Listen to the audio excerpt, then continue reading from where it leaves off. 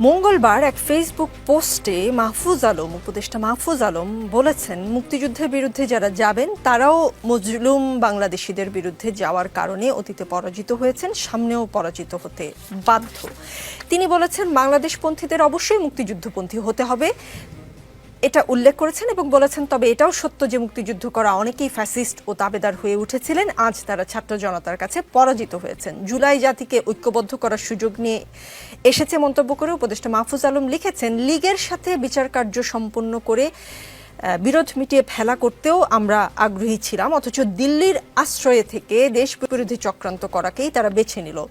আপনারাও ইতিহাসের বিরুদ্ধে অবস্থান নেবেন না, জাতিকে বিভাজন থেকে রক্ষা করতে অবশ্যই ৭১ ও ২৪কে নিঃশর্ত ও নিরঙ্কুশ মেনে এগুতে হবে। ৭১ নিয়ে সন্দেহ কাদের? তিনি আসলে কাদেরকে মেন করে ফেসবুক স্ট্যাটাসটি দিয়েছেন? আচ্ছা, খুব স্পষ্টভাবে যদি বলি, আমি ধারণা করি ছাত্র শিবিরের কোনো একটা ম্যাগাজিনের একটা লেখা, যেখানে একটা বাক্য এরকম ছিল যে মুক্তিযুদ্ধে না বুঝে বা ভুল বুঝে কিছু মুসলিম ওখানে ভুলভাবে পার্টিসিপেট করেছে। এটা খুব ছোট ব্যাপার, আরো অনেক বড় ব্যাপার ছিল। আমি সেই জায়গায় একটু যাই, তারপর আমি এই জায়গায় আসবো।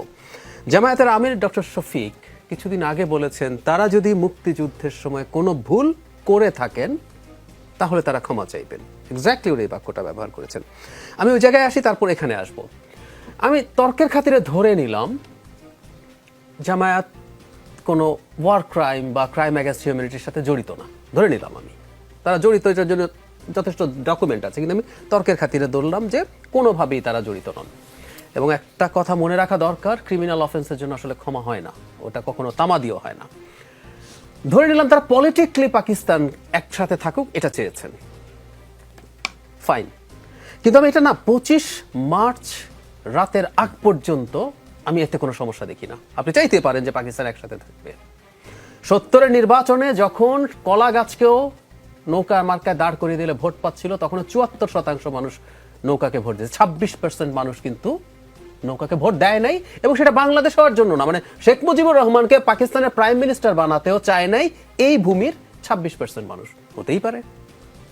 সো পাকিস্তানকে একত্রে রাখা, ভারতের সাহায্যে আমরা যদি এটাকে ভাঙেই তাহলে আমাদের ভারতের আবার আমরা করজরাজ্য হয়ে যাব কিনা, নানান রকম যৌক্তিক ভীতি থাকতে পারে।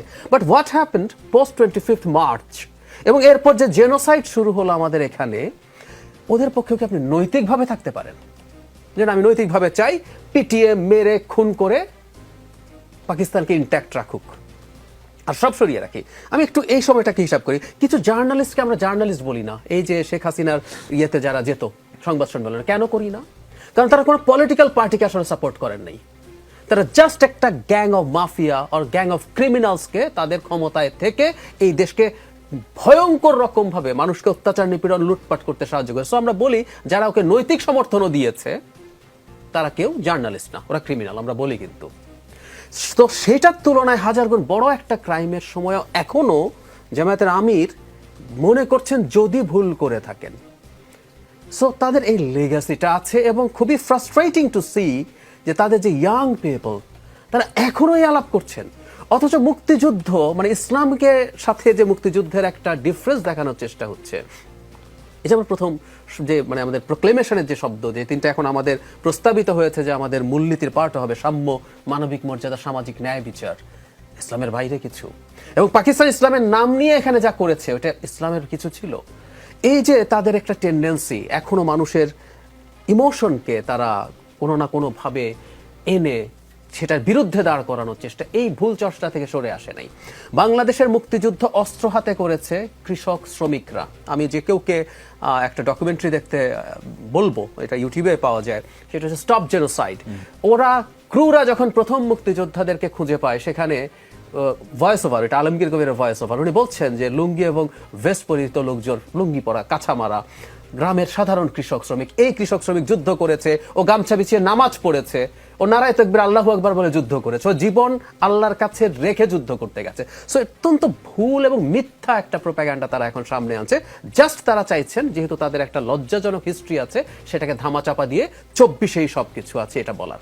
আমি ব্যক্তিগতভাবে মনে করি ৭১-এ আমাদের যে এক্সপেকটেশন ছিল, ৯০-তে এরশাদকে নামানোর ক্ষেত্রে যা হয়েছে, ২৪-এ যা হয়েছে, 35-এ যা হতে পারে, 50-এ যা হতে পারে, প্রত্যেকটা আসলে সেই পুরনো আমরা ইনসাফের সমাজ চেয়েছিলাম, আমরা সাম্য, মানবিক মর্যাদা, সামাজিক ন্যায় বিচার চেয়েছিলাম। আমরা মানবিক মর্যাদা চেয়েছিলাম যে আমার জাস্ট আমি মানুষ, আমি এই রাষ্ট্রের একজন নাগরিক, আমার আর কোনো আইডেন্টিটি রাষ্ট্র দেখবে না আমার ওই রাইটগুলো প্রোভাইড করার জন্য।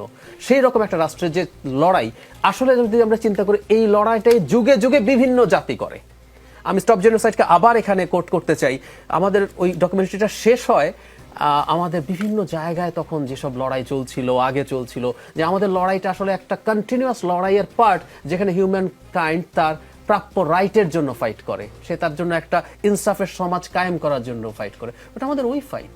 সেখানে তারা এখন যেটা করছেন তার প্রতিক্রিয়া জনাব মাহফুজ আলম খুব রাইটলি এটা বলেছেন যে বাংলাদেশকে ওন আসলে করতে হবে, এবং আমাদের এটার একটা কন্টিনিউয়েশন, এটাকে বাদ দিয়ে 24 হয়েছে। এই প্রপোজিশন, এই হাইপোথিসিস খুবই খুবই প্রবলেমেটিক। জি।